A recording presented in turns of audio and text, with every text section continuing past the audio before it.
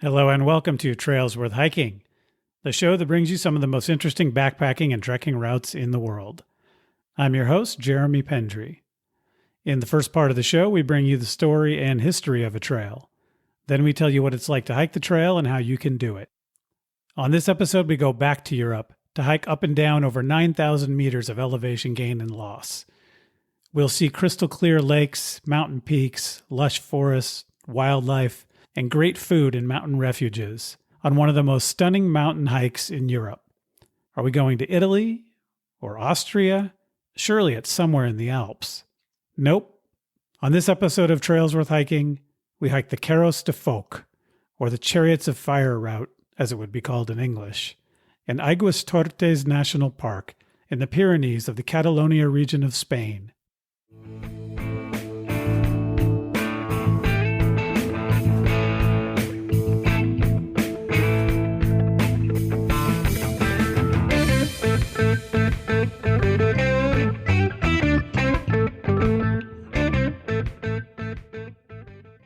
Hello and welcome to the show, everyone. Please follow us on Instagram at Trails Worth Hiking Podcast. And if you have ideas for future episodes, reach out to me at trailsworthhiking@gmail.com. Our guest on this episode is Nadine Slavinski. Nadine was a guest on a previous episode as well. You may remember her from the Laugavegur Trail episode 41, which was about a really interesting trail in Iceland. Nadine is a teacher, writer, sailor, and former archaeologist who has written books about, among other things, her sailing adventures, guides to biking in places like Hawaii, and she's even written fiction as well. She also writes a blog called The Travel Bug, where she has posted articles about the hike we're going to cover on this episode, as well as the hike in Iceland and others. On this episode, we'll talk about her hike in the Spanish Pyrenees in Catalonia on the Carros de Foc route. I've only ever been to the Pyrenees very briefly on a driving trip, and the part I saw was lower elevation and forested and not at all alpine like the route that we're going to talk about. The region we will be discussing is full of lakes and rivers and, as I said, alpine, a lot of it above tree line, and thus very different from what I experienced in the Pyrenees. And so learning about this region for this episode has inspired me to think about hiking in the Pyrenees. And maybe it will also inspire you to do the same. As we'll discuss, this hike also is in the only national park in the Catalonia region of Spain, which is a culturally, politically, and even linguistically distinct region. The Pyrenees are a mountain range that are along the northern border of Spain and the southern border of France. Plus, there's the small nation of Andorra smashed in the middle there. They essentially divide Spain from the rest of Europe by land. They go 500 kilometers or about 300 miles across from the Atlantic Ocean to the Mediterranean. Catalonia is an autonomous community of Spain. It's officially considered a nationality, though it's still part of Spain, as I mentioned. It's in the northeastern part of the country. Barcelona is its capital city. And Catalan is an official language, in addition to Spanish, in Catalonia. There's also, interestingly, a dialect of Occitan spoken in the Val d'Aran, part of which is actually within the national park that this hike is in. So there is actually a third language as well that is an official language, at least in part of Catalonia.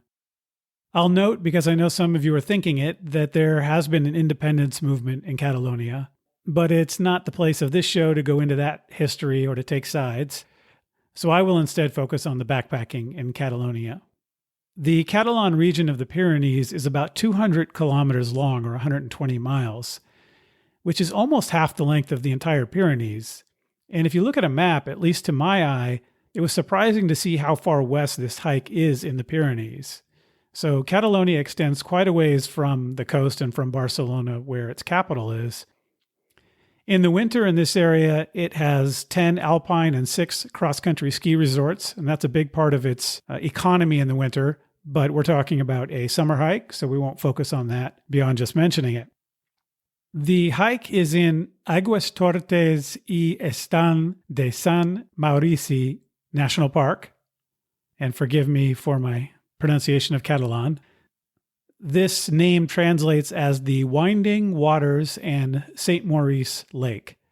So essentially you have the recognition that this park is full of wonderful waterways, both rivers and streams, and also more than 200 lakes. But the lake Sant Maurici, which means St. Maurice, is one of the bigger ones and most prominent in the park. Spain has 15 national parks, and this is the only national park in Catalonia. The park was created in 1955. It's pretty big. It's about 100,000 acres or 40,000 hectares of land. The elevation of the park is between 1,600 to 3,000 meters. 3,000 meters is about 10,000 feet. So it gets to a pretty alpine range. It gets above tree line at about 2,300 meters. The rock in this part of the Pyrenees is granite and slate. So to my eye, it had a little bit of a look like the Sierra Nevada high country, which was interesting to see because of all that granite, which again is different from the part of the Pyrenees that I've seen.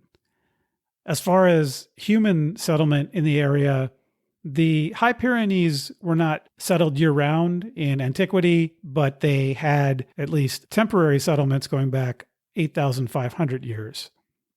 The area became more populated in the 19th century due to timber and farming, but still, as far as I could tell, it has not ever been a heavily populated area.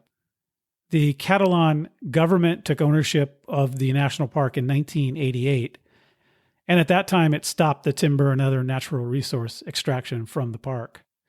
Notably, the GR11, which is one of the Grand Randonnées, one of the long trails of Europe, crosses the entire Spanish Pyrenees and does go through this particular national park as well. So you can through hike the Pyrenees and would cross this national park as you did so.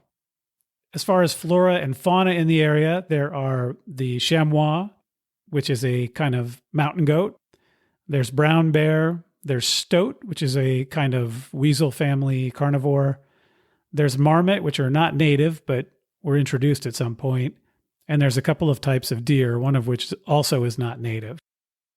There's opportunities to see lots of different kinds of bird life. There's rock ptarmigan, golden eagle, and griffin vulture, to name a few of the notable birds. There are salamanders, and there's even a poisonous snake that lives in the area, the asp viper.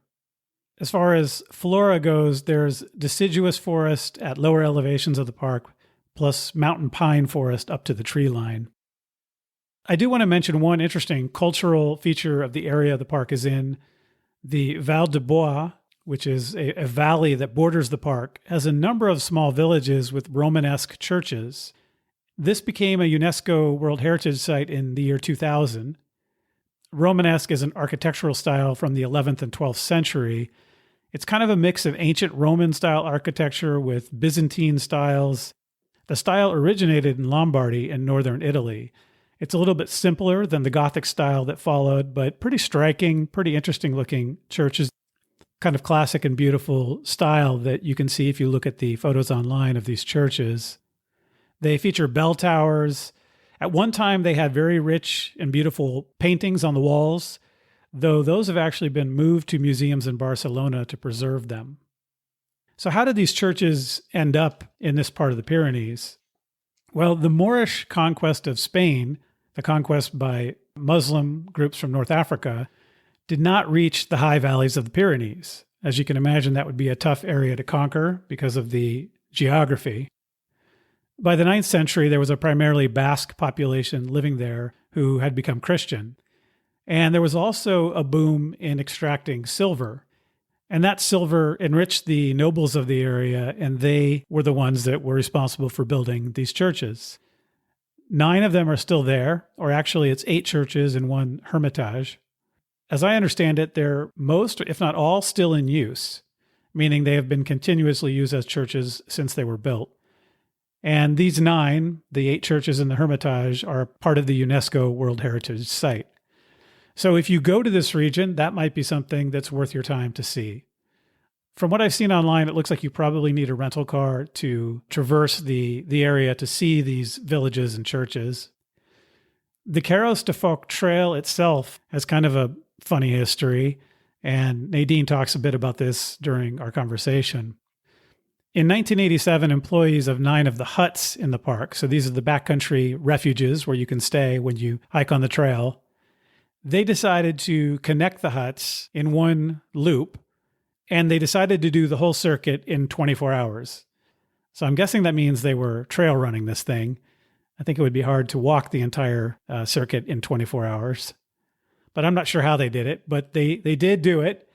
And after they had accomplished this, I guess word got around and it became a hike that other people wanted to do. And over time, it developed into a circuit that people come from all over to hike.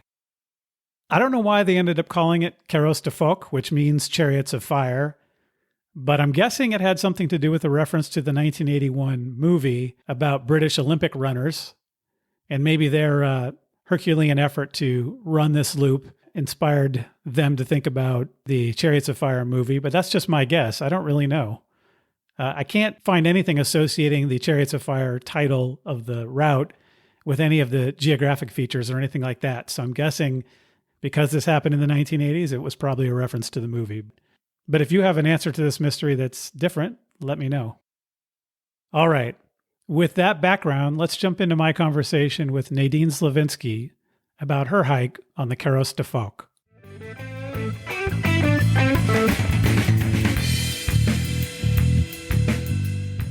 Nadine Slavinski, welcome back to the show. Thank you for being here. Great to be here. Thank you for having me. So what have you been up to since we last spoke? Good question. I think when we last spoke, I mentioned the Via Francigena Pilgrim Trail in Italy, and it's kind of turned into our winter hike. So we've done another 2 weeks of that. Oh, cool. So we've now gone from Lucca to Siena and from a town further north of Lucca to Siena. And previously we've done all the way down to Rome. So we're now have done the 500 kilometers north of Rome to Rome. Uh-huh. Yeah, and maybe someday we'll back up. It's a trail that starts in Canterbury in England. Right. And we're kind of doing it not backwards, but doing it in the right direction, but then jumping back to do the previous leg and the previous leg and the previous leg. So cool. We'll see how long we keep that up, how many winters that keeps us going for. And are you keeping up with that on your blog, on the Travel Bug? That's right. Yep, that's on the travel blog. I think the best part is Lucca to Siena. So I've kind of highlighted that on my blog, but I've also summarized the other sections as well. Cool. Today we're going to talk about the Carros de Foc trail. How did that come about that you ended up doing that trail? We live in Europe. I've been here since the year 2000, actually 96 previous, 3 years from 96, and then I went back for a year. And in any case, been here a long time. My husband is German. His uncle, when he was a kid, went with his older cousin to the Pyrenees and came back with stories of hiking in the Pyrenees. And ever since the time we lived, ever since around 2000, we were in Frankfurt, not crazy far, not super close to the Pyrenees, but we were thinking, oh, where can we go next? We kind of had it in the back of our minds, but somehow we never did it. And we've done other wonderful things, so I can't regret it, but it finally reached the top of the list. So this past summer, summer of 2023, we took our chance and we got to go to the Pyrenees and do specifically Carros de Foc. But obviously there are many, many trails, and there's a famous Grand Randonnée, one of the trans-European hiking trails that goes right across the Pyrenees. But we chose this 7-day circle that you can do in the Pyrenees. So when I saw the pictures of this hike, I was totally blown away because I've been to the Pyrenees, but only, I think, further west of there. And we were driving over it from France to Spain and kind of where the Camino de Santiago goes through. And that's a much lower, much greener, sort of almost like Eastern United States looking section. And when I saw the pictures of the Carros de Foc that you did, it's a completely different landscape. It's a more alpine landscape. It's a more rocky landscape. And it's more what I imagine the high mountains of Europe could look like. But when I had originally gone to the Pyrenees, they didn't look like that, for at least the part that I saw. So it was really cool to see that there is that kind of alpine Sierra Nevada kind of landscape, or that's what I associate it with because it's, what I know is the Western United States. And so it's just a really marvelous looking landscape. It is stunning. And it's, I think, I haven't been all over the Pyrenees. I've really only been in that piece. I think talking to other people, I think there's a great variety within the Pyrenees. I can't speak to the other parts, but having watched a lot of Tour de France and the Vuelta de España, there's a lot of really stunning pieces. But what really surprised me about this piece was how lush and how much water there was. It's full of lakes and waterfalls, and it was really spectacular. In fact, the area that we're talking about, the hike is called Carros de Foc, which means chariots of fire. We'll get to the backstory maybe in a minute.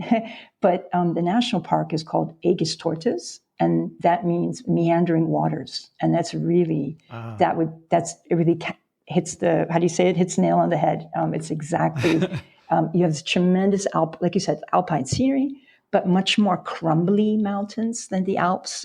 Everything is breaking off, and it's harder hiking, I found, but truly spectacular. Yeah, absolutely. So what did you do to figure out how to do this hike? I did see that the national park has a website, but the information there was sort of somewhat useful, but not that useful. So I was curious how you went about planning the hike. Yeah, I put together a lot of different sources, but the one that really helped me a lot is we've discovered there's the Cicerone guides. It's a publisher of small hiking books, really nice pocket-sized ones. And there's one called Shorter Treks in the Pyrenees. And it was one of those so-called shorter treks. I think shorter is because it's 30-something days if you go straight across. So it's kind of broken up into sections. And that helped me kind of pin it down a little more. And then I found some other bloggers and so on. But you really have to piece together information. But I hope now with my blog post, I've kind of put all those resources in one place that people can navigate to different places, to the different relevant sites to piece together, to get the information that they need. And that's the book by Brian Johnson? That's right. Brian Johnson, Shorter Treks in the Pyrenees. Yeah, those guides are really great. I think I used the Cicerone guide for the Tour de Mont Blanc, and also for a hike I did in Nepal. They had a Cicerone guide, surprisingly. So it's a good series of books. They're excellent. So this seems like it has to be a summer hike, right? There's really no other season you could do this unless you were on skis, I would imagine. Yes, and it's you're not technically you're not allowed to camp. I know some people do. I didn't actually see anybody, but I've heard that people do. But you're not allowed to. And the huts, so it's a hut-to-hut hike that I will describe. And the huts are only open from June to September. So yeah, it would be quite difficult, obviously, because of snowfall anyway. And at that height, the snow falls early and it stays late. But yes, so it's June to September, and we chose July. And I think it can be very variable because, of course, you think summer, Spain, heat. And I've heard from some of the other hikers who were there who had done different sections of Pyrenees that they had gotten some really extreme hot temperatures in summer. We were, I guess, lucky. Beginning of July, it was shorts and T-shirts, but sweatshirt at time, which is just perfect. So it wasn't oppressively hot at that altitude when we were there. You mentioned all the water. Is this an area that gets summer thunder showers or rain that can happen during the summer, or is it pretty dry in the summer? What we experienced was misty conditions. So I'm thinking in my mind, all that water we saw is very much the snowfall that's gradually melting. But I guess I couldn't say as an expert. That was my impression. One thing I couldn't tell from the pictures, and this is interesting because it varies a lot by latitude, because you can get these really alpine-looking sceneries at certain latitudes when it's really not that high in elevation. So I was curious, what is the elevation like there? Is this a high-altitude kind of hike, or is it pretty reasonable as far as elevation? Like, I found it reasonable. Let's see, the high point was 2,750 meters, so 6,000 feet, 6,000 to 7,000 feet, is that right? Probably closer to 8. Okay. Yeah, because it's almost exactly right. Yeah. But it wasn't like... But that's not that high. No. Yeah, that's like the elevation you have when you're in an airplane, the way airplanes are pressurized to about 8,000 feet, so it's not that high of an altitude feel. No, and it wasn't, the breathing or anything like that. But it's funny that you mentioned that we talked about the Iceland hike last time, and Iceland was very, it was a mental, what do you call that when it's called? When your brain doesn't... Where it's not registering, or it's like a... Yeah, it doesn't feel right, because Iceland, if we felt like we were above the tree line because Iceland is so far north, but it wasn't actually that high. Right. So, and here we are, but now it was in Europe, obviously Pyrenees. We were above 2,000 meters most of the time. One other thing about the weather I saw is that maybe that you mentioned in describing it to me, is that each of the huts has a website, and can that be useful as far as figuring out the weather and what it might be, or how it is ahead on the trail? Some of the huts do, and actually, since we last communicated, I found a really good website. It's called meteoexploration.com. And meteo is like the Spanish word for weather, METEO, like meteorological report, meteoexploration.com. Mm-hmm. So if you go there, they have a search bar. And if you type in refugio, the word for hut, for the alpine hut, it gives you a drop-down menu and you'll see all the names of the huts. And then you can click hut to hut and get the weather at each. But in addition to that, one of the huts called the J.M. Blanc hut, they did have their own website with like a webcam, and you could see the weather right there, right now. The others, I don't think every single hut has its own website. They all belong to an organization of Catalan huts. So we're talking about Catalonia, that part of Spain. So it's the Catalonia Alpine Association that kind of runs it. So the nice thing is there's one website to book all of them on. But I kind of had to hunt down information if I wanted more detailed information on each of the huts. Okay. And that brings up another question in my mind, which is there reception for cell phones, or are you using a satellite device, or is this check all the weather in advance before you go? I guess it's intermittent. And some of the huts had, first of all, power that you could power up, sometimes limited, but fine for the purpose of charging your phone. And some of them had internet, but it's kind of, I would want to know ahead of time, in 7 days, maybe, get it ahead of time, get your weather report ahead of time, and then get it again halfway through. And of course, the huts also post. I don't know how they do it if they don't have internet. Maybe they're getting on a radio. So even the huts that didn't offer internet had the weather report written down for you as well. And you mentioned that this was a 7-day hike. What do you think is a typical number of days, and how long of a hike is this distance-wise? Yeah, that's a good question. So it's a circle. And of course, it depends how fast or how slow you do it. We did it in 7 days. And it's typically described as a trail of 5 to 7 days. Since it's a circle and it's kind of cross-connected through the middle of the circle, you could trim it down a little bit, and I can speak to that later if you want, and get it to 4 days. I also have that on my blog. And the 4 days actually isn't bad in the sense of, it's a pity to kind of go through too quickly and cut corners, so to speak. But I think you could do the 4 days and still really get a wonderful, wonderful hike. I've seen people describe 3 days, and it looks like a waste of time to me because you're kind of going in and going a little bit and then coming back, and you're not in the heart of it. Those people still come back and just rave about how wonderful it is, but they haven't seen the even better parts. Right. So the core part, it's called Chariots of Fire because apparently the rangers at each of the huts in the 80s challenged themselves to do the entire circuit in 24 hours. And I think it's, I even lost how much it is. I think it's a 60, 70 kilometer circuit. Yes, that's what I have down. Is I have 65 kilometers, Perfect. which is about 40 miles. And I mean, and up and down. I don't have the complete elevation, but the thousands and thousands of elevation. So and I think there's still a race that you can do it in a day. So obviously it's all relative how long you do it. So when I speak, so you can see where I'm coming from and judge for yourself. I'm very fit. I don't have very good knees after too many years of too many sports. So we like to enjoy the scenery and take pictures along the way. So it's absolutely possible to do the 7 days that I did in 5 days and kind of connect. We had 2 almost awkwardly short days, but if you connect them, for us, it made really a marathon day. And we thought, we're on vacation. We'll bring a book. We'll enjoy the scenery. Why trudge through it? Yeah. So as you hear me describe it, I guess you can draw your own conclusions. One of the factors that I think makes it probably take longer than it would otherwise seem to take is that it's a really rocky terrain, right? And a lot of the trail that you're on is very rocky. And so you're not going to cover the ground maybe as quickly as you might on a really easy dirt path. Absolutely not. And that's actually one of the huge, big factors. I think we normally go 4 or 5 kilometers an hour with backpacks and stopping to take a picture and maybe eat a snack. And we were going 2 kilometers an hour. Just, the serpentine climbs and the constant, that's the one thing about the switchbacks. The switchbacks, thank you. The constant rocky terrain. And it's, you have to look, you can't just walk. Like in the Alps, kind of closer to like where we live, we go to Austria, we can hike in the Alps.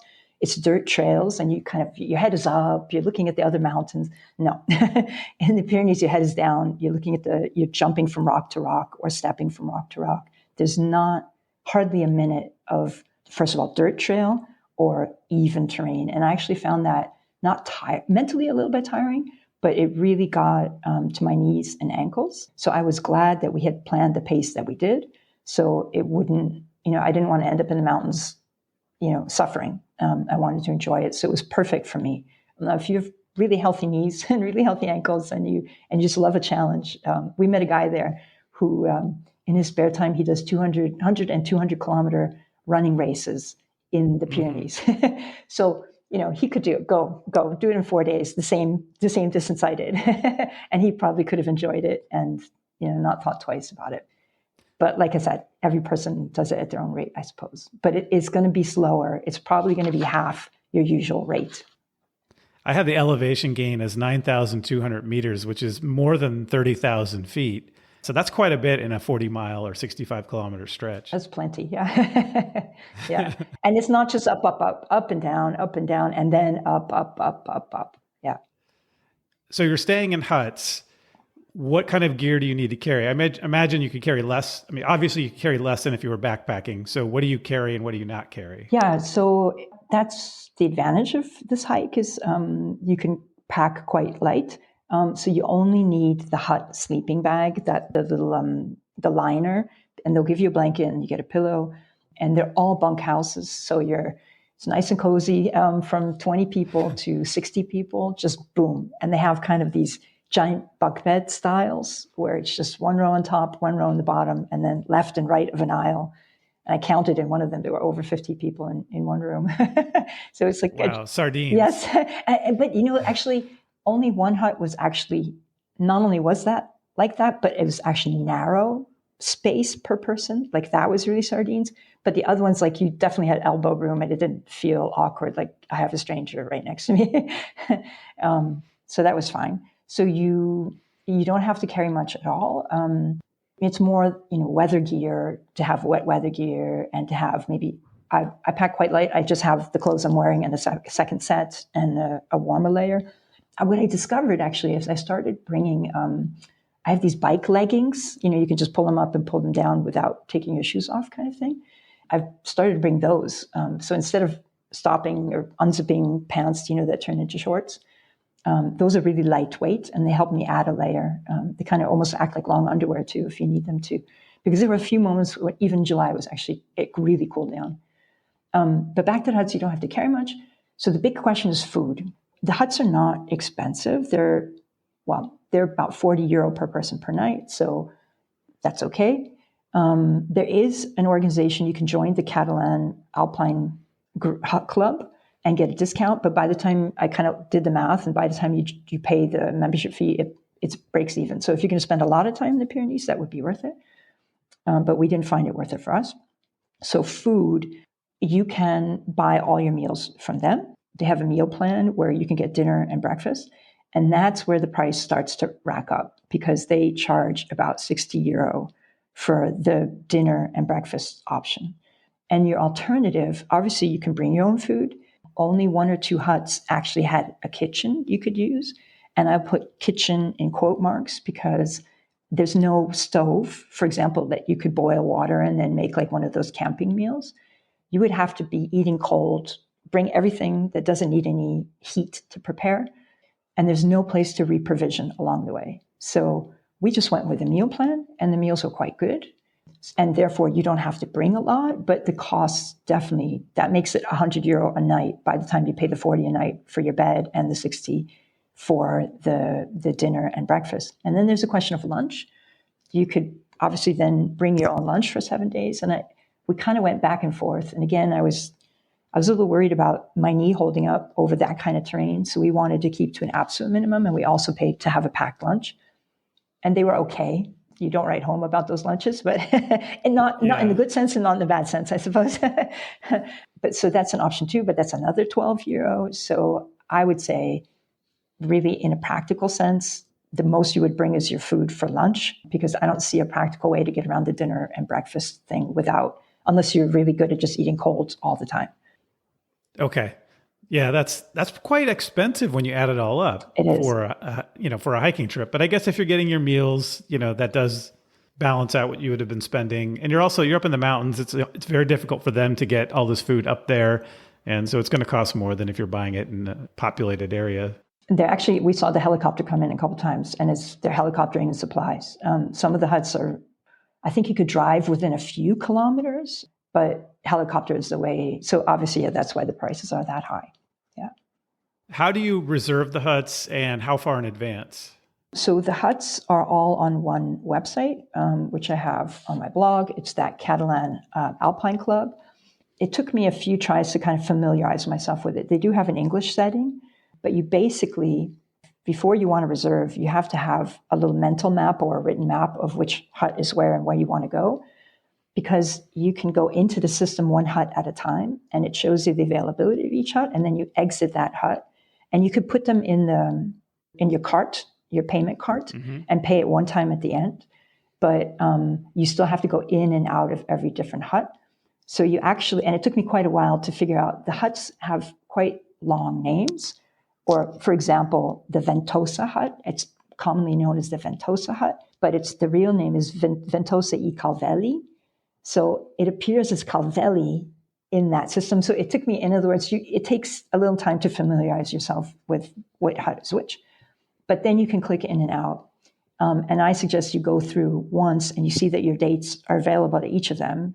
And then you go through and then you actually reserve them after checking. And in fact, when I reserved, I set about reserving them, it was in February or March, maybe March. And some of them are already reserved. The weekends at a couple of the huts that are a little bit more accessible, they get sold out very quickly, already in March for July. Mm-hmm. So you will see when you go in that most of your 7 days or how many days you want to do are available, but boom, right in the middle, nope, you can't have that hut. So we actually had to shift back by 3 days. So no big deal. But that's why I think you have to go through one time and check the availability and then try again. You mentioned that this is in the Catalonia region of Spain. How is it for English speakers as far as the language? I assume it's that people there also speak Spanish, but probably also Catalan. Exactly. And it's, so we speak English and Spanish and other languages that are not useful there. So I liked the opportunity to practice Spanish, and they appreciated it, but they were very quick. There were people there, Dutch people, for example, who didn't speak Spanish, or Dutch people who did speak Spanish, but in other words, many people from different countries. And if somebody needed to use English, all the huts had somebody who spoke very good English. So it's not a problem at all. How do you get to this area? Yeah, and that took me the longest time. I think that was the most time-consuming part of the planning process for this trip, because it's very high up in a relatively remote part of the Pyrenees. So you can come in from Barcelona, from the southeast, or you can come the next biggest place for somebody who's flying in or connecting by train. Toulouse is the next one from the north, from Spain. And we kind of went back and forth. From France. From France, sorry. Thank you, from the north, from France. And we kind of went back and forth between those options to try to figure out. In our case, the flight to Barcelona was cheaper, and then the rental car was cheaper. Now, at the beginning, I wanted to avoid a rental car, and they do have buses going to this national park. And where we live here in Germany, Austria, it's really easy to get to the mountains by public transportation. But as far as I could tell, and I found the bus schedules, they do have buses that bring you to as close as you can get to the trailhead from those different sides. But to get there from the Toulouse side, it's a bus via another town, Vilha. It's a town called Vilha, and then you change at 1 a.m, and you have to wait 3 hours in Vilha at 1 a.m. for the next bus to come in. They're like, no. And from the Barcelona side, the bus was more reasonable. It kind of got you in, but I think it got in the afternoon. And I was thinking, well, now I'm going to have to spend a night in that town where the bus drops you. And actually, when I looked into rental cars, we paid, it kind of seems silly to rent a car and leave it standing for a week, but we paid under €100 to rent a car and leave it standing at the bottom of the mountain. Yeah, so we picked it up at the Barcelona airport, drove, left it standing, returned it 8 days, 9 days later, and it was under €100. So it was just the most practical solution. And it was about a 3.5 hour drive from Barcelona. Which direction do you hike the trail? Because it's a loop. I was curious. Yeah, and obviously you can do it either way, but the recommended way is counterclockwise. You have a little bit, I think the elevation game is slightly more favorable that way. And there's also the Queen Pass or the King Pass, the really big, gnarly one, is much better. Well, much better. It's more passable in the counterclockwise direction. If you came in the clockwise direction, it would be really, really bad.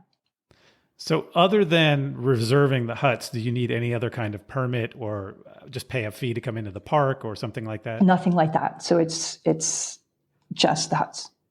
Okay. On the trail itself, what's navigation like? Is it pretty simple, pretty obvious, or do you have to carry a map or use an app, or how did you manage that?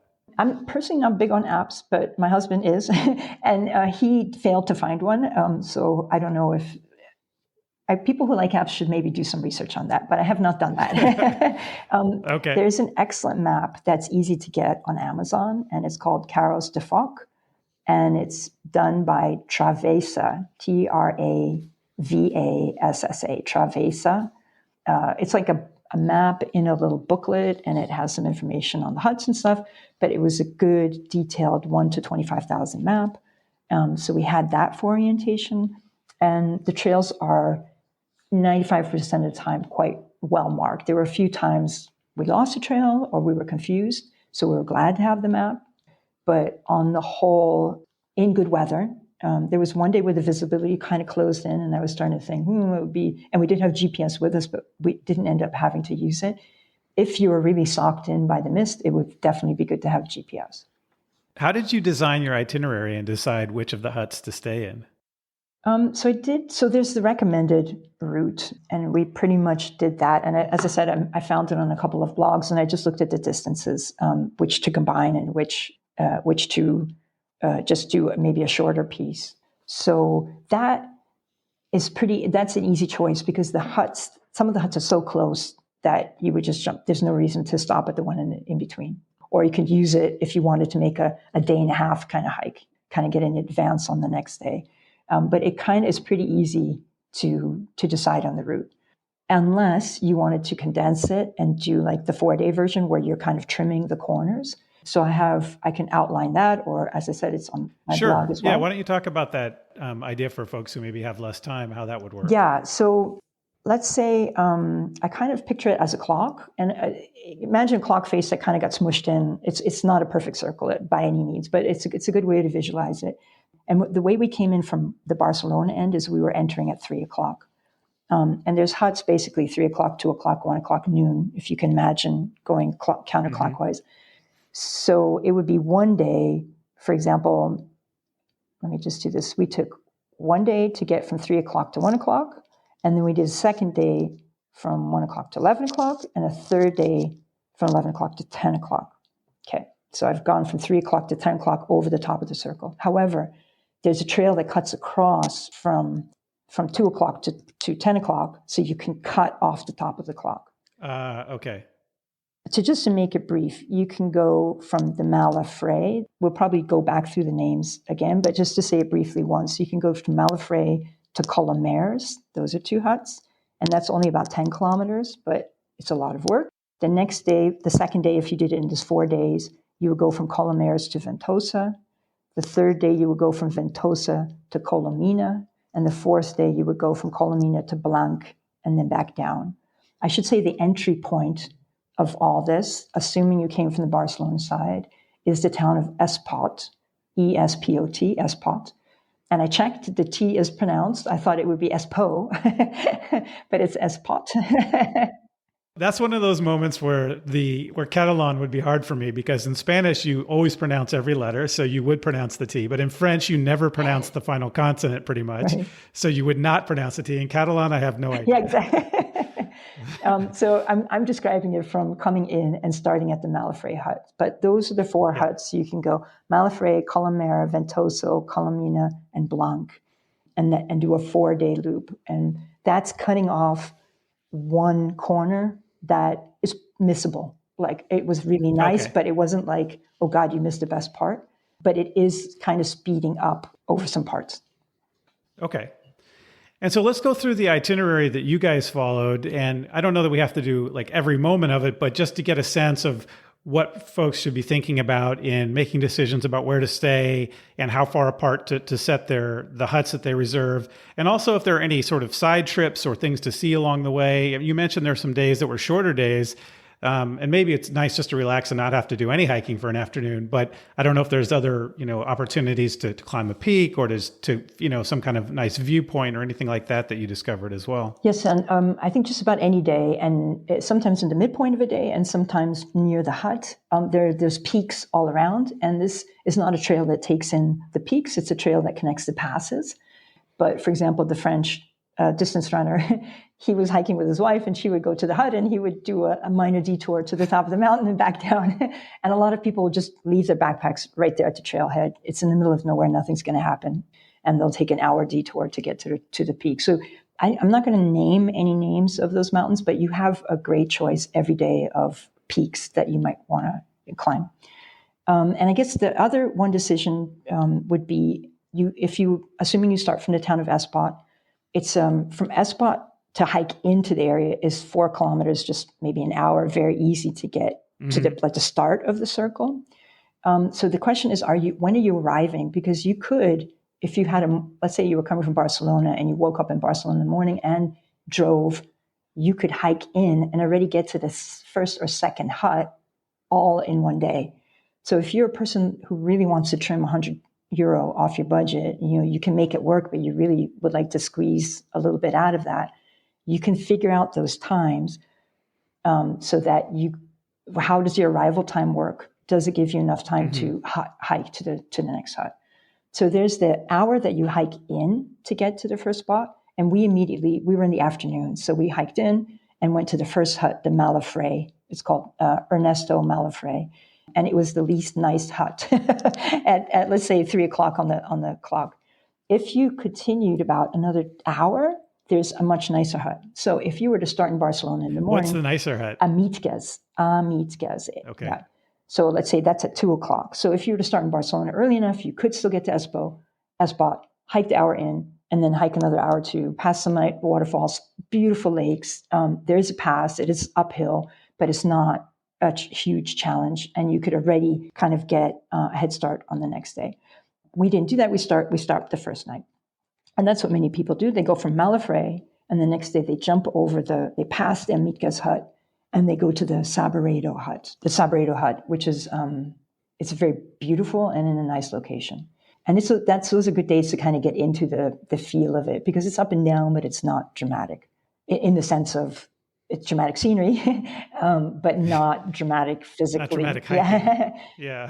From Sabredo the next day, again, we chose to go. So Sabredo, let's say, is 1:00 on the clock. We continued over 12:00 to 11:00 to another hut called Restanza.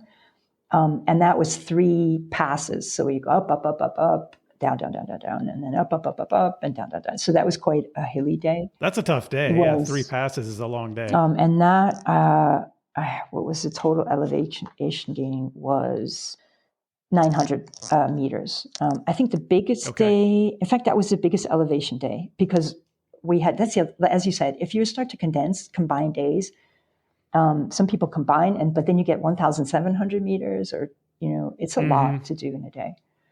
And all along the way are as a little bit lower are the lakes where the water gathers, and as you go up, you'll pass the waterfalls, and then it kind of gets quieter and quieter, and then you're just in this rocky, I won't say moonscape, but there's nothing but it's just rocks, and it's as if the mountains were 1,000 meters higher, and they just crumbled all over the place, and now you're walking over the ruins of the mountains that used to be there. It's kind of the way my imagination pictures it, because it's just this broken rock everywhere, and the higher you, like talus fields. Yes, and every step you take, you're sliding a little bit. Like it's not firm. It's rocks sitting on rocks, sitting on rocks.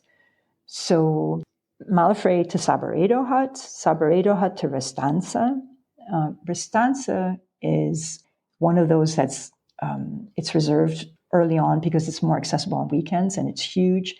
And it was nice enough to stop there, but that's the corner that you could cut. Okay. Is that the corner where people come in from France? Correct. Sorry. Yeah. Restance is where you would come in if you were coming from France. Exactly. So that would be a very practical place to start if for some reason you came in from that way. Good point. Mm-hmm. And both our first days were like 5-hour hiking days. So, we got in shortly after lunch and we just had a nice long afternoon. But like I said, you could do some peaks. The awkward thing for us was in the third day was really short. It was 11 kilometers. And even at a slow pace, it was like a 3 or 4 hour hike. But the alternative would have been a real marathon with the most difficult challenge of the whole trail along the way. So our third day, we went from Restanza to Ventosa. Ventosa is a place that instead of going around the top of the clock, you could have cut across to get there. Again, as I said, without missing spectacular scenery. So that is one cut that I would easily make. And Ventosa is kind of the place where you stop and you take a deep breath. So Ventosa is let's say 10 o'clock. Mm-hmm. And to continue the tour to the next hut, which is called Estany Llong, and Llong is double L. It looks like the word long with 2 L's. Estany means lake. Like in French, it's étang, right? But Estany is, I guess, Catalan. Étang is more like a pond. Okay. In French, I believe. Okay. Yeah. Any case, so you're in Ventosa at 10 o'clock on the map. And the next day is how many kilometers? 14 kilometers, doesn't sound like much. 800 up, 1,000 meters down. But that's the day with the big pass. And the pass is called the Calais de Contrée. Mm-hmm. And it's 2,750 meters. And it's not the height, but I spent weeks before the hike kind of nervously anticipating this day because as the hiking guide I saw described it, it's bus-size boulders. And you're climbing through this boulder field of bus-size boulders. And I thought, oh my God, what is this going to be like? And actually, it was way easier than I thought because I thought it would be kind of rock climbing kind of situation, but it's not. So the boulder fields they start small, right? So you start lower down and you're getting the rocks that kind of tumble down from the peaks of the mountains. And you might just easily step in big steps from rock to rock. And as you start climbing up, it gets steeper and steeper. However, you're always on this jumble of rocks. And I found it was easy to put my hands out to the sides. So at this point, I put away my walking sticks and I'm kind of walking like a spider or a crab. And there were so many rocks in so many places and you could kind of go between them. You could always, sometimes instead of climbing straight up, you could wedge your hands and kind of just heave your body up by using your arms. And it was actually much easier and more fun, actually, than I anticipated. So the boulder fields were less of a thing than I thought. More rock hopping versus rock scrambling, it sounds Exactly. That's a good way to put it. And it's uphill and it's strenuous. The other small thing is you want to zip up your pockets and not drop anything because you're not on a rock that's on the surface, right? I think it's maybe 20 feet of like if you drop a pebble, it boom, boom, boom, boom, boom. And once I had a marmot come up from underneath me and he was at least 10 feet under me and he looked at me and I looked at him and we both kind of jumped in opposite directions. But you're not on the ground. So it's so if you suffered from vertigo, I think it could be a little weird. That's interesting because, I said earlier that this area reminded me somewhat of the Sierra Nevada from looking at the photos. And that kind of terrain that you're describing is all over the Sierra Nevada. I deal with that quite often on backpacking trips in the Sierra. Okay. So that's exactly. And I have not been to the Sierra and I had not experienced that. So I was worried what it would be like. The only thing though, with that pass, the Calais de Contrée, is the last section. So you get steeper and steeper. It's no longer boulders. It's just this rubbly broken rock thing. And it was this awful thing where you can't hold on to anything and it starts sliding under you and you're getting more and more closer to, I don't want to say vertical, but in your mind you feel like you're vertical. And you're not stepping anymore, you're scrambling, but your foot is going out from under you as you're scrambling. And you have the feeling that like, if I go now, I'm going to tumble down this and crash and tumble down a long way. And much younger people who I asked on the other side of the mountain said, yeah, that was really scary. So it was scary, sketchy, iffy. And those are not my words. Those are other people's words. The last 100 meters up that to that pass were tricky. And it would have been really nice to have a cable or something to hold on to. I actually Okay. I left the small rock part to climb up the cliffy part, which I would never do. But the cliff was actually a giant rock that's attached to the earth as opposed to this More to grab onto. Yeah, and it would stay when you grabbed onto it, as opposed to shift under your weight. And it's the kind of thing you can't have a person right behind you, this kind of thing. So that was pretty sketchy. And then the downhill on the other side, steep and another boulder field. But that was really cool once you you have a nice sense of accomplishment from getting to the top. And then you have quite a long way to go down the other side. And that was really kind of magical because you go from this rock, nothing growing here, landscape, to down to the first lake.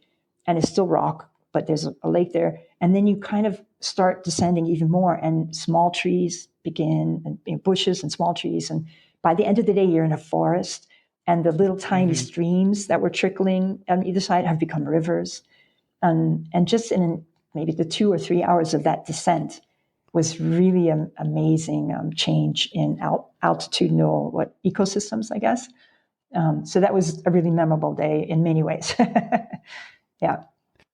So so we don't scare some people away from this. This is the only part of the hike that's like this, right? It's just this one pass, and it's like the final 100 meters.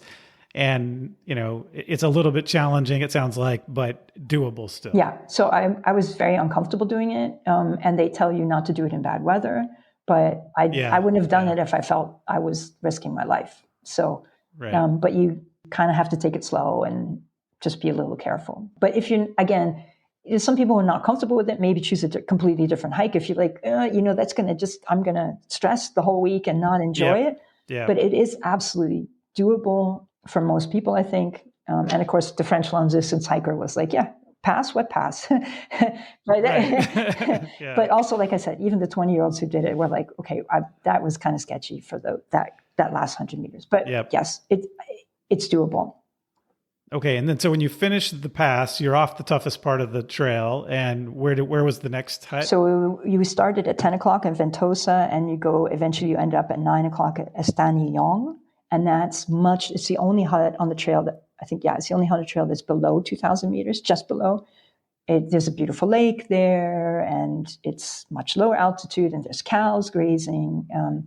So we actually made a rest day there. And again, it was purely from my knee because my knee gets swollen, and I thought, I want to make sure I continue this hike and not have to exit the hike. But if that's not your problem, you could just keep going. And the next day would be to Colomina. And Colomina is a gorgeous, gorgeous hut, just architecturally beautifully and in a stunning location.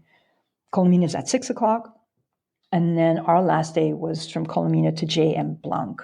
That's another hut. That's at kind of at 4 o'clock. So there's a couple other places that you could shorten the hike. And J.M. Blanc is way out at the corner. Let's say it's 4 o'clock, but 4 o'clock is kind of sticking out from your clock a little bit. Mm-hmm. But it's one of the most beautiful locations. It's a hut that's like almost built over a lake. And it's just this jewel of a lake, and it's this beautiful hut. And it was kind of nice to spend the night there just because that particular hut itself was really nice. Mm-hmm. And from there, you can either continue at high altitude to close the hike back to 3 o'clock where you started, if you're doing it the way I did. We had to get a flight, and we were worried about time. So there is a lumber kind of trail that we follow down to the town of Espot. So you could either close your circle and go to Malafray hut, or close the circle by going back down to the town of Espot. Okay. So as you think about this and think about all the hikes that are out there in Europe, in the mountains of Europe, particularly people think about the Alps a lot. Why do this hike in the Pyrenees instead of all the other options out there? What's special about this hike? It's a good question. I guess it would be hard, obviously, to pick like the best hike, do that hike before you do this hike. So it's kind of your personal interest, because spectacular, how are you going to compare?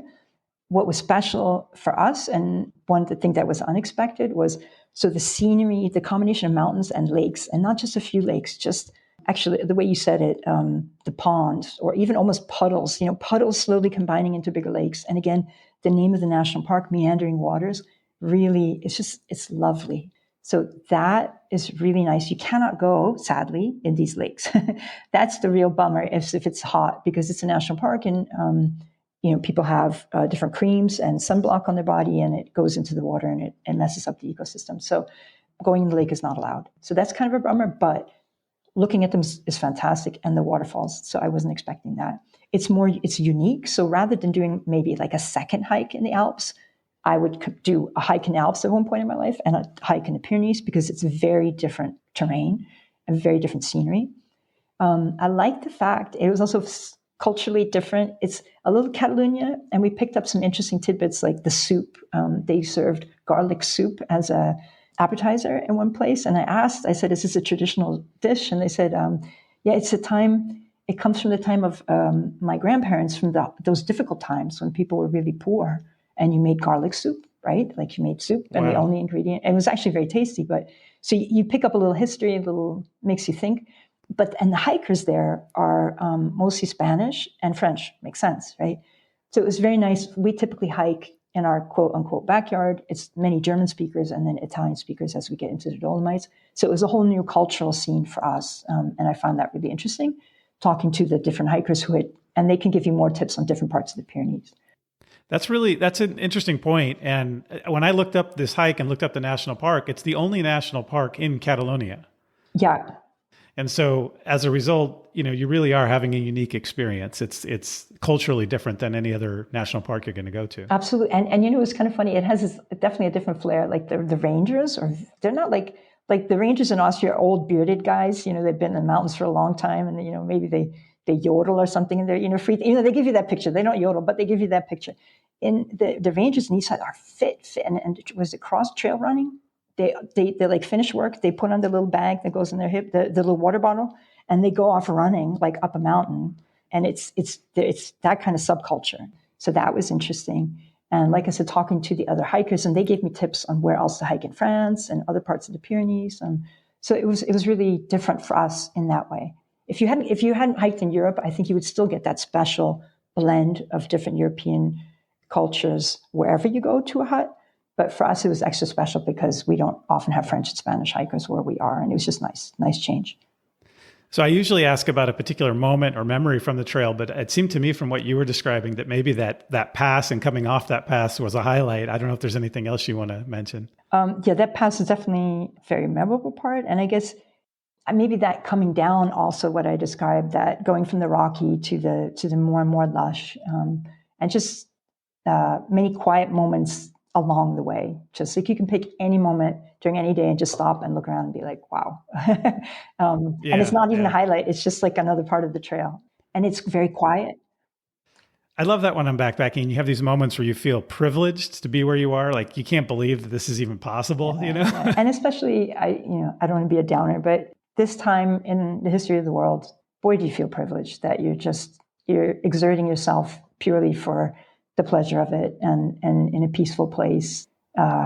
What can you say? It's like you said, it's a privilege. And you just look around and you think, okay, I'm not just lucky to be here, I'm lucky in many, many, many ways. So. Anything that you did that if you did it again or advise somebody else to do it, you would advise them to do differently? There's a couple that Restanza hut was, again, not anything against Restanza, but like I said, you could easily trim that day, that corner of the hike. So that would be one thing. And again, it would be a good way for your budget if you wanted to trim a corner there. Not directly related to the hike, but as we were driving up from Barcelona to Espot, the town before Espot is called Sort, S-O-R-T. And they have all these whitewater rafting outfitters, and it looked just spectacular. And if I had known, I would have planned in another day or two to spend whitewater rafting there. That would have been something.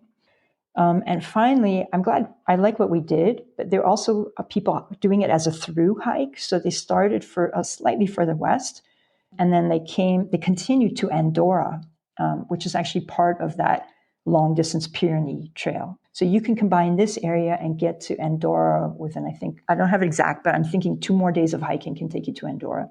And Andorra itself is nothing to write home about. It's you buy duty-free stuff there, but the mountains on the way to Andorra are more beautiful Pyrenees mountains. So that's something people consider. You're not going to walk all the way there for the cheap whiskey and cigarettes. Yeah, exactly. I think electronics is a big thing these days. It's Okay. But So is that that's one of the GRs? Is it GR11 or one of the other ones? yeah, I'm sorry. I don't. One of the One of the Grand Grand Randonnée. Yeah, Randonnée. exactly. Yeah. Yeah, and we didn't meet anybody going the whole Yeah. way, but it does get drier. And again, I liked the watery aspect of this area. It was really refreshing in that sense. Well, Nadine, thank you for telling me about this hike. This is a really interesting one and one I had not heard of. So I'm glad you raised it, and I appreciate you coming on the show to talk about it. Before I let you go, though, I'm going to give you a few of our follow-up questions that I know we did some of these last time, but we'll do some different ones this time. But first, let me ask, what's the next trip on your list? Oh, thanks to you. I'm doing the Hadrian's Wall hike with a friend in the summer, and cool. we had that episode, I don't know, quite a while ago, I think. So thank you. Yeah. And thank you to your guest. I can't remember the name, but it was a great episode. We're doing that in the summer. And then in September, we're working on the Munich to Venice hike. It takes a month, but we're doing it in stages. We started during the COVID lockdown, because it's kind of right outside our front door. So we could do day trips for about a week to cover the first week of that. And since then, we've done the second week, and in September, we'll go and do the third week. And then it will take us 2 more weeks someday in our lives to get to Venice eventually. That's cool. I didn't know. Is that one of the GRs as well? I think it is. And Okay. I mean, everybody in Germany just calls it Munich. It's kind of Marienplatz is the town, the plaza in the middle of Munich, and there's St. Mark's Square in Venice. So it's Marienplatz to St. Marcos. It's kind of like people call it that. So yeah. Interesting. Yeah, maybe you'll get somebody here to talk about that someday. Yeah. And when you get back from the Hadrian's Wall, shoot me an email to let me know how it went, and I'll put you on the Walking the Walk segment for people who do a trail that we've talked about. Awesome. One unfortunate thing I heard about that hike, this is really sad, I heard about this recently, is that tree, that famous Robin Hood tree, some idiot cut it down. It's terrible. I mean, the Sycamore Gap famous tree. Yeah. Yeah, really sad. right. Yeah. Yeah, it was. Yeah, that's terrible. Yeah. All right. What is the worst weather you've ever experienced while outdoors, and how did you handle it? We're sailors, and we've been in thunderstorms, like really in thunderstorms, like where the lightning bolt is hitting the water next to you. And it was really scary. But in the back of your mind, you know that you're going to be okay, because if it hits the boat, it goes down the mast, and you will not be fried. The electronics on the boat. But hiking, and maybe this is a good lesson learned. We were just doing a smaller hike in the Dolomites, and the thunder is kind of rumbling. And there's always that question of like, do we speed up and try to make it to the hut, or do we turn around and go back? Do we do the safe thing, or do we kind of hurry and trust luck? And luckily it didn't turn. We probably made the wrong decision by hurrying and getting to the hut. And we did hurry and get to the hut, and everything was okay. But it's maybe a good reminder, like maybe give yourself a limit ahead of time of when the hard choice comes, am I going to get overexcited about my goal and maybe not make the smartest decision? Because I think that day we were lucky, but it wasn't maybe the smartest decision. So maybe something to think about when you're not on the mountain. Yeah, it happened. That's it's one of the reasons I stopped doing real mountaineering. I don't do very much of it anymore. I used to do a little bit of it, but I'm one of those people that gets that target fixation. Like I've got to get to the goal. And that is really dangerous when you're doing mountaineering or other things where weather can be fatal. And so, yeah, it's something to be aware of and to have a backup plan. If we can't get over this pass by a certain time of the day and the weather comes in, what's our plan so that we don't actually have to do it? Can we turn around and go back to something else, or is there a place where we can wait it out for a few hours? Yeah, exactly. Yeah. And just maybe just to have it in your head that I don't have to make it. That's not, It might not be the wise choice. All right. And last question, what's the most valuable thing that backpacking or trekking or hiking has taught you? I think maybe it's also getting older. Just the joy of slowing down, and maybe not so much in the physical sense, but just unplugging. And what a joy! Like we've come back from some of our hikes, the Carros de Foc hike, the Via Francigena in Italy, where what a beautiful life it was. You wake up in the morning, you know what you're going to do. You're going to walk, and that's all it's walking and eating and resting, and you enjoy each of those things. You enjoy resting because you walked. You enjoy eating. It's all tied together, and you don't feel like you have to do 20 million more other things.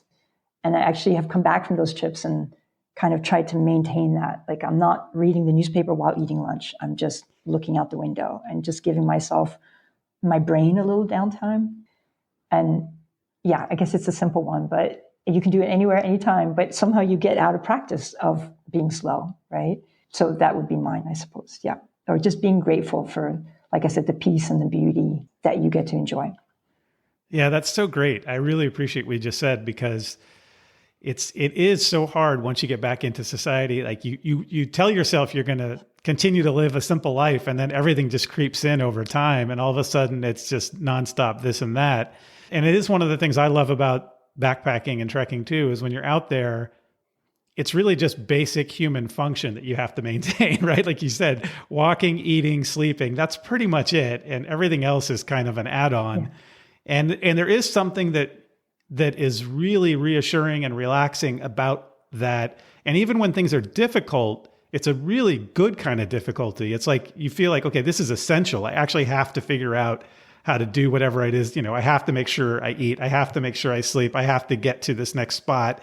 And all of those things feel like there's a much less stress than you might have over some little thing in a job that means absolutely nothing in the long run, even when that thing you're dealing with out on the trail might actually be, not life or death in the sense that you're likely to die, but in the sense that you have to make smart decisions and it's important.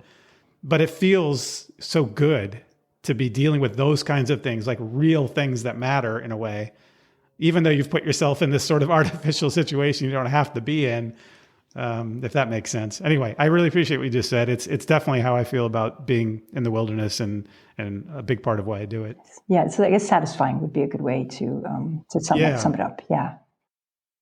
Well, Nadine Slavinski, thank you for coming on the show. I really appreciate you coming back on to talk about this hike, and hope to talk to you again in the future. Thank you so much. I look forward to hearing some of the other episodes, and you'll give me ideas for where else I can go next. Thank you.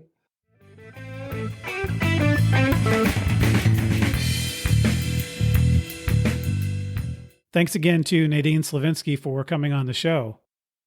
By the way, we recorded this interview a while back, and she has since hiked the Hadrian's Wall path, which she mentioned in the interview that she was going to do. And we covered that in episode 11. So I'm giving a special Walking the Walk shout out to Nadine, who was inspired by the show to go do the Hadrian's Wall path. I'm glad it worked out for her. And I hope that Nadine and I have inspired you to hike the Carros de Foc. And if you've enjoyed this episode, tell a friend about it, or better yet, give us a good review on whichever podcast service you use. And keep in mind that this podcast is entertainment and meant to spark your interest. If you decide to hike the trail, do your own research. Like anything else worth doing, outdoor adventure has risk. So when you go, pack your common sense. And when you get back, tell me how it went. Before we go, don't forget to buy your backpacking meals from our sponsor, Outdoor Herbivore. Outdoor Herbivore makes high-quality vegetarian and vegan backpacking meals, which everyone, vegetarian, vegan, or not, will enjoy. They have all types of meals, great breakfasts, great dinners, as well as really good no-cook, cold-soak meals that are fantastic for lunch. They ship worldwide, and we often have a Trails Worth Hiking meal packet special going on Outdoor Herbivore's website. I believe right now we still have the no-cook meal packet going, where you can try at a discount 3 of the cold-soak meals that make great trail lunches. But if you're hearing this episode a while after it comes out, they may have a different discounted Trails Worth Hiking meal packet available. So go to Outdoor Herbivore right now, check them out online for your backpacking food needs. And thanks to Outdoor Herbivore for sponsoring the show. Next time on Trails Worth Hiking, we are going through hiking for more than a month, hiking almost 500 miles through several different mountain ranges, each with its own distinct character, but all part of the same biggest mountain system in North America. We'll ascend and descend around 90,000 feet of elevation, or about 27,400 meters. And we'll spend most of the hike above 10,000 feet, or above 3,000 meters in elevation. We'll experience some tough mountain weather too. And this account will be firsthand as I tell you about my longest hike yet. Yep, on the next episode of Trails Worth Hiking, we'll hike from Denver to Durango through the Rocky Mountains on the Colorado Trail. If you have any questions or feedback on this episode or ideas for future episodes, including if you want to be a guest and talk about a trail that you've hiked, reach out to me at trailsworthhiking@gmail.com. Please follow us on Instagram at Trailsworthhiking Podcast. And you can find us on YouTube as well if you prefer to get your content there. So start planning your next hike. And before you know it, you'll be on the trail. Thanks for listening.